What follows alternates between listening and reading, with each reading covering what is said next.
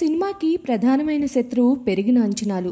భారీ అంచనాలతో విడుదలైన ఏ సినిమా కూడా కాస్త అటు ఇటు అయినా ఫలితం చాలా దారుణంగా ఉంటుంది. శంకర్ సినిమా గుర్తుందిగా. ఈ సినిమాపై దాదాపుగా 160 కోట్లు పెట్టుబడి పెట్టారు.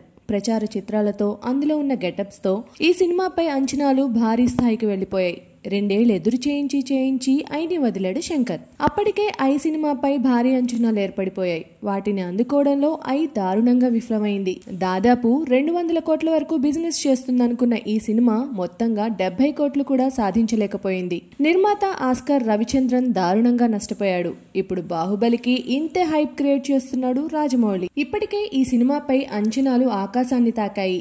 మాకు కావాల్సిన దానికంటే ఎక్కువ హైపే వచ్చేసింది, ఇంకా మాకు అక్కర్లేదు అని రాజమౌళియే చెప్తున్నాడు. కానీ అంచనాలు మాత్రం తనకు తానే పెంచుకుంటూ వెళ్తున్నాడు. 2 ఏళ్ల పాటు ప్రభాస్ ని అభిమానులకు దూరం చేసి నిరీక్షణ పెంచాడు. రోజుకో ప్రచార చిత్రం విడుదల చేసి అంచనాలను రెట్టింపు చేశాడు. ఆడియో వేడుకను గ్రాండ్ గా 30,000 మంది సమక్షంలో నా భూతే నా భవిష్యతే అనే రీతిలో విడుదల చేద్దామనుకున్నాడు జక్కన్న.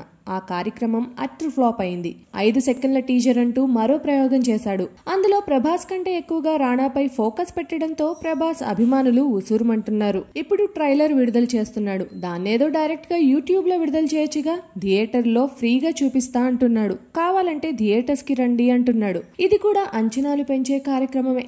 ఏ సినిమాకైనా పబ్లిసిటీ చాలా కీలకం. దాన్ని రాజమౌళి వినూత్నంగా చేస్తున్నాడు అన్నది వాస్తవం. అయితే బాహుబలి సినిమాకి మరీ ఇంత హైప్ క్రియేట్ చేయడం అవసరం లేదు. ఎందుకంటే జనాలు ఎక్కువ అంచనాతో సినిమా చూస్తారు. బాగుంటే పర్లేదు. సూపర్ హిట్ అయ్యి 100 కోట్లు వస్తాయి. కానీ ఏ మాత్రం కాస్త తేడా చేసినా ఫలితమే మళ్ళీ రిపీట్ అయ్యే ప్రమాదం ఉంది.